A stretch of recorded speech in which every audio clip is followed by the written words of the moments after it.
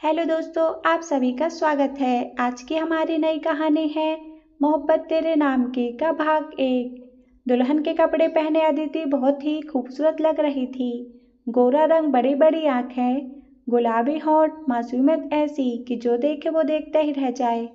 आज ही उसकी शादी हुई थी शहर के सबसे बड़े बिजनेसमैन अभय खुराना से। पर अदिति के चेहरे पर कोई खुशी के भाव नहीं थे। अभय खुराना एक बहुत ही सुंदर 30 साल का बिजनेसमैन था। वो इतना स्मार्ट था कि लड़के इसकी खूबसूरत बॉडी और लुक को देखकर जलते थे। लोग तो अक्सर अभय से ये भी बोलते कि आपको तो मूवी में काम करना चाहिए, कहाँ आप इस बिजनेस लाइन में आ गए हैं। अभय अपने सख्त मिजाज के लिए जाना जाता था। कोई भी उससे नजरें मिलाने की कोशिश नहीं करता।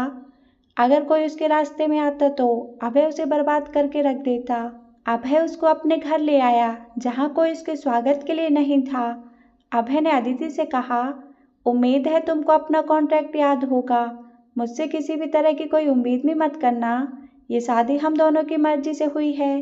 तुम्हें जो चाहिए होगा वो सब तुमको मिलेगा। बस मेरी ख्वाहिश कभी मत करना। हम बस 4 साल के लिए पति पत्नी हैं। उसके बाद तुम अपने रास्ते, मैं अपने रास्ते। मेरी निजी जिंदगी में कोई दखल मत देना। अगर तुम चाहो तो अपने बॉयफ्रेंड के साथ संपर्क में रह सकती हो। मुझे उससे कोई दिक्कत नहीं है। हाँ, लेकिन इस बात का पता किसी को नहीं चलना चाहिए। मेरा कोई बॉयफ्रेंड नहीं है। आप निश्चिंत रहें, मैं आपसे किसी भी तरह की कोई भी उम्मीद नहीं रखूंगी। अदिति ने अभय से कहा और अभय से पूछा कि उसका कमरा कहाँ है। अभय ने उसे उसके कमरे का रास्ता दिखा दिया और अपने रूम में आराम करने चला गया। अदिति अपने कमरे में गई और उसने चारों तरफ नजर डाली। कमरा बहुत ही अच्छी तरह से तैयार किया गया था, सादगी से भरा, बिल्कुल वैसा ही जैसा उसे पसंद था। उसने कमरे के बाहर देखा, जहाँ बड़ा सा आंगन था जिसमें खूब सारे फूल लगे थे जो बहुत ही खूबसूरत लग रहे थे। उस आंगन में एक झूला भी था जो आंगन के बीचों बीच था।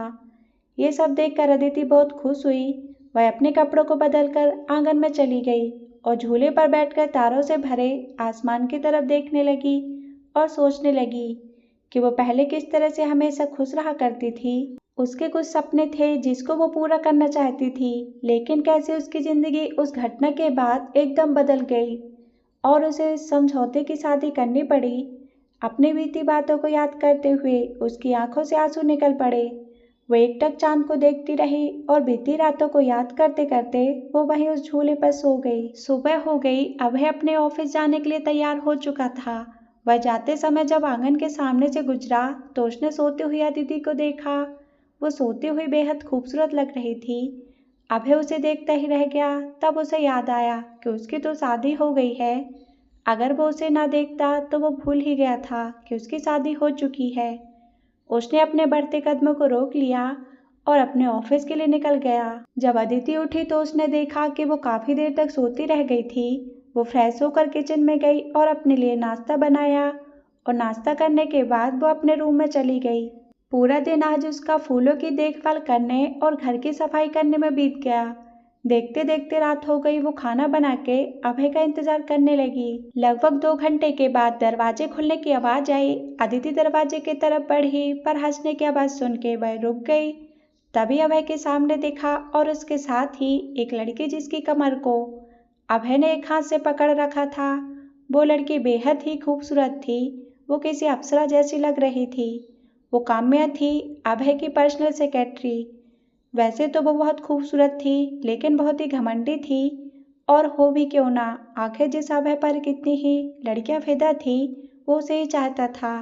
काम्या ने अदिति को देखा और हंसी उड़ाते बोली, ये क्या अभय, देखो जरा तुम्हारी बीवी को, तुम्हारे लिए खाना बनाकर तुम्हारा इंतजार कर रही है। लगता है ये अपनी सच्चाई भूल गई है कि ये तुम्हारी असली की पत्नी नहीं है। वो अदिति की तरफ बढ़ी और उसकी आंखों में देखते हुए बोली, अपनी औकात मत भूलना, अपनी खूबसूरती का फायदा उठाने की कोशिश भी मत करना।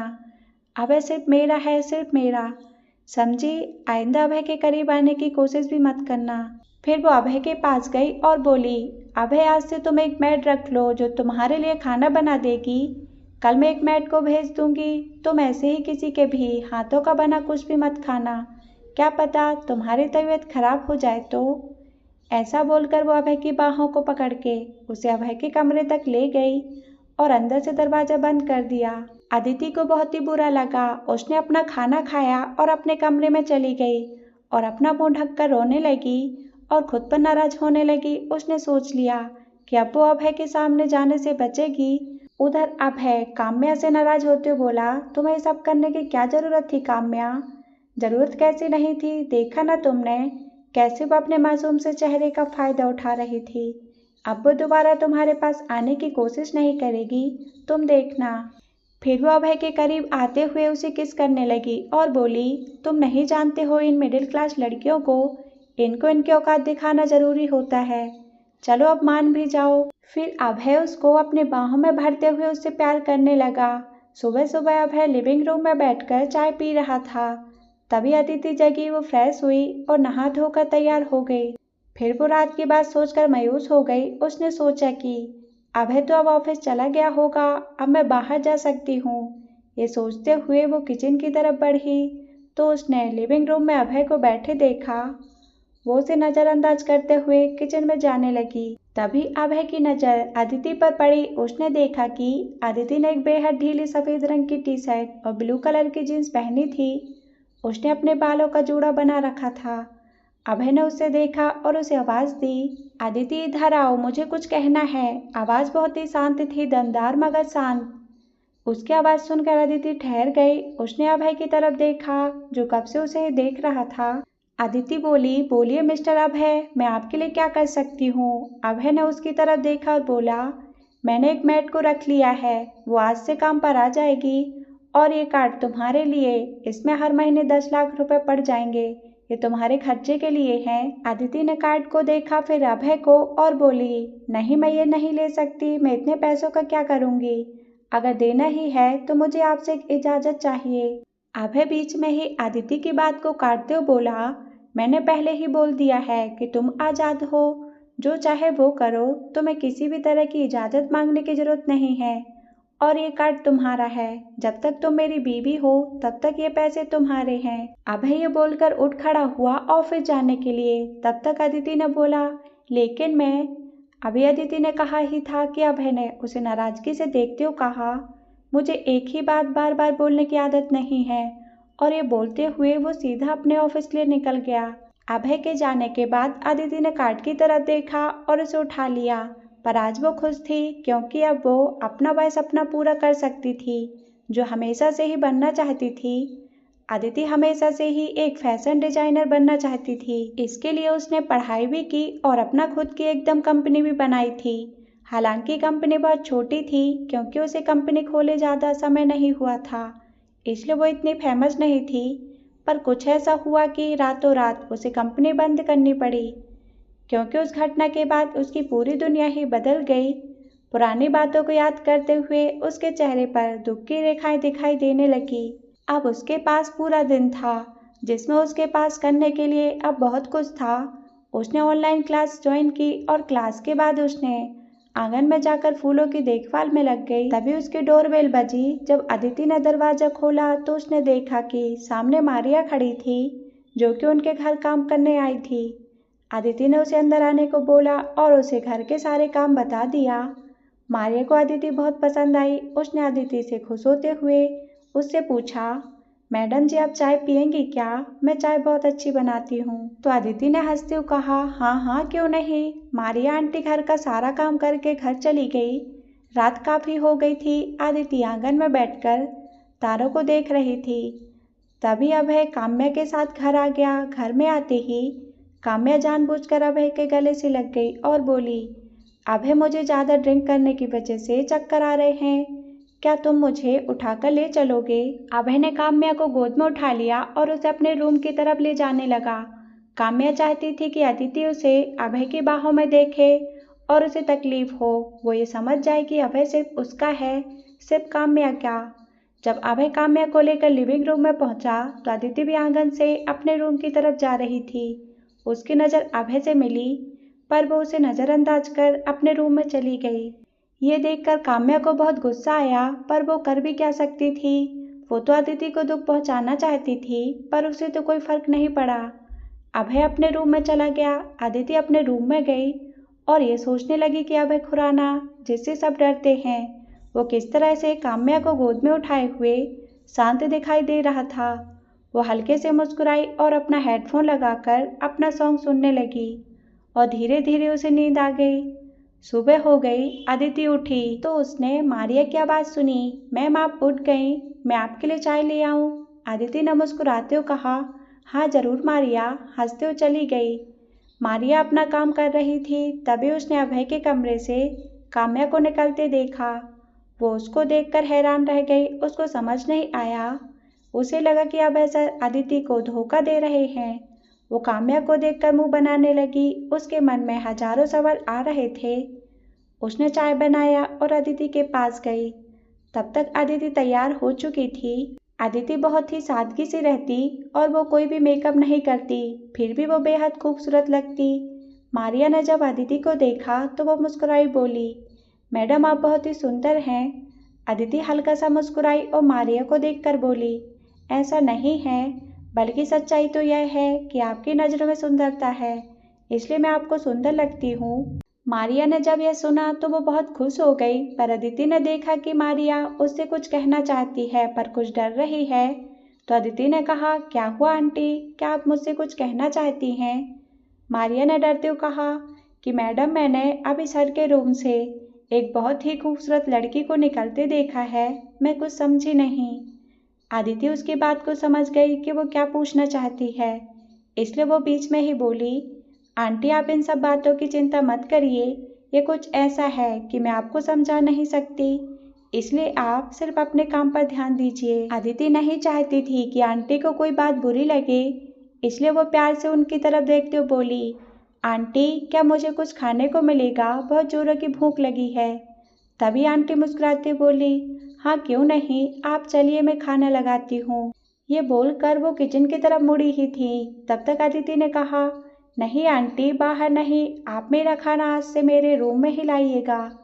आंटी समझ गई और वो किचन की तरफ चली गई। अदिति आंटी की बातों से समझ गई थी कि अभी काम्या नहीं गई है और वो फिर से कोई बवाल नहीं चाहती, इसलिए उसने आज से अपना सारा काम रूम में ही करने को सोचा। इधर काम्या कल रात से ही अदिति पर नाराज थी। वो उसे ढूंढकर उसे जलील करना चाहती थी, इसलिए वो उसका इंतजार कर रही थी। तभी अभय भी आ गया। उसने मारिया से नाश्ता मांगा तो काव्या बोली, अरे रुको अभी नहीं, पहले सबको तो आ जाने दो। अभय समझ गया कि वो फिर से अदिति को भला बुरा कहना चाहती है। अभय हैरान था क्योंकि वो जिस काम्या को जानता था उस काम्या और सामने बैठी काम्या में उसे जमीन आसमान का फर्क नजर आ रहा था। वो जिस काम्या को पसंद करता था वो बिल्कुल शांत और सबके साथ अच्छे से व्यवहार करती थी। वो तब तक किसी से उलझती नहीं जब तक उसे सामने से कोई परेशान न करे, लेकिन जो सामने बैठी काम्या थी वो जानबूझकर बार बार अदिति से लड़ने के बहाने ढूंढ रही थी। उसने काम्या को देखा और नाराज होते बोला, मुझे ऑफिस जल्दी जाना है, आज हमारी बहुत इम्पोर्टेंट मीटिंग है, क्या तुम्हें याद नहीं? अभय को नाराज देखकर काम्या डर गई। वह भी कुछ बोलती उससे पहले ही मारिया बोली, सर मुझे माफ़ कीजिए, पर अदिति मैम ने कहा है कि आज से वो अपना खाना अपने रूम में ही करेंगी। ये सुनकर काम्या को गुस्सा आया। अब तो उसे कोई मौका नहीं मिलेगा उसकी बेइज्जती करने का। जब अभय ने सुना तो उसे बुरा लगा और वो समझ गया कि अदिति ऐसा क्यों कर रही है। वो बहुत ही ज़्यादा नाराज हो गया और काम्या को घूरते हुए बोला, मैं ऑफिस जा रहा हूँ, और वो बिना काम्या का इंतजार किए ऑफिस के लिए निकल गया। काम्या अभय के पीछे भागी और मन में बोली, अदिति ये सब तुम्हारी वजह से हो रहा है, इसका बदला तो मैं तुमसे लेकर रहूंगी। अब से अदिति सिर्फ अपने काम में लगी रहती। वो पढ़ाई करती और जब समय मिलता तो वो आंगन में जाकर फूलों पर ध्यान देने लगती। वो शाम होने के बाद अपने रूम से बाहर नहीं निकलती। काम्या जब अदिति को नहीं देख पाती थी तो वो नाराज हो जाती। वो अदिति को जलाने के लिए जानबूझकर लिविंग रूम में बैठकर अभय से बात करते हुए जोर जोर से हंसती, ताकि जब अदिति उसकी हंसी सुने तो उसको जलन हो। लेकिन अदिति उसकी इस हरकत को समझ गई थी, इसलिए वो अपने हेडफोन को लगाकर काम करती रहती। सच तो यह था कि काम्या अदिति से जलती उसे बर्दाश्त नहीं होता कि उसे अभय की वाइफ होना चाहिए था। ये सब उसका होना चाहिए था। अभय की प्रॉपर्टी, अभय का पैसा, अभय सब कुछ उसका होना चाहिए था। लेकिन उसकी कुंडली की वजह से वो अभय की पहली पत्नी नहीं बन सकती, इसलिए उसे यह सब मंजूर करना पड़ा। काम्या ने ये सब पाने के लिए बहुत पापड़ बेले थे। अभय के करीब जाने के लिए उसने अपने आप को चालाक लोमड़ी से एक प्यारे से खरगोश में बदलना पड़ा। वो बस दिखावे के लिए गरीब बस्तियों में जाती और उनके लिए अच्छे काम करने का दिखावा करती ताकि अभय उसे पसंद करने लगे। यहाँ तक कि एक बार एक काम करने वाले वर्कर को ब्लड चाहिए था, नहीं तो उसकी जान भी जा सकती थी। तब उसने बस अभय को इम्प्रेस करने के लिए अपना ब्लड भी दान कर दिया था। यही सब वजह थी जिसकी वजह से अभय उसे पसंद करने लगा। देखते देखते 1 महीना बीत गया। रोज ऐसा ही चलता रहा। अब अभय को भी ना जाने क्यों अदिति को देखने का मन करने लगा। एक दिन उसे अपनी तबीयत ठीक नहीं लग रही थी, इसलिए वो घर जल्दी आ गया। जैसे ही उसने दरवाज़ा खोला, वो अदिति से टकरा गया। टक्कर के कारण अदिति पीछे की दीवार से टकरा गई और अभय डिसबैलेंस होके उसके ऊपर जा गिरा। अदिति अभय के भारी भरकम शरीर के नीचे दब गई। वो अभय के सांसों को अपने सिर के पास महसूस कर रही थी। अभय ने नीचे देखा, वो अदिति के मासूम से चेहरे को देखता ही रह गया। इतनी खूबसूरत कोई इतना मासूम कैसे हो सकता है? वो अपने ख्यालों में खो सा गया। अदिति अचानक से ऐसा होने पर घबरा गई। उसे लगा कि अभय तो बहुत गुस्से वाला है, कहीं वो उसे डांटने न लगे और ऐसा ना सोचे कि मैंने ये सब जानबूझकर किया है। पर जब थोड़ी देर बाद भी अभय की आवाज़ नहीं सुनाई दी, तो उसने अपना सिर उठाकर अभय की तरफ देखा। जब उसने देखा कि अभय बस उसी को देखे जा रहा था, तो उसकी धड़कनें तेज हो गईं। वो अभय की आंखों में नहीं देख पाई और डरते हुए बोली, मिस्टर अभय, क्या आप हट सकते हैं? उसकी आवाज़ काफ़ी डरी हुई थी, वो घबराई हुई थी। अचानक से अभय को होश आया। उसने अपने आप को अदिति से दूर किया और बिना कुछ बोले वो अपने रूम में चला गया। अदिति भी अपने काम के लिए मार्केट चली गई।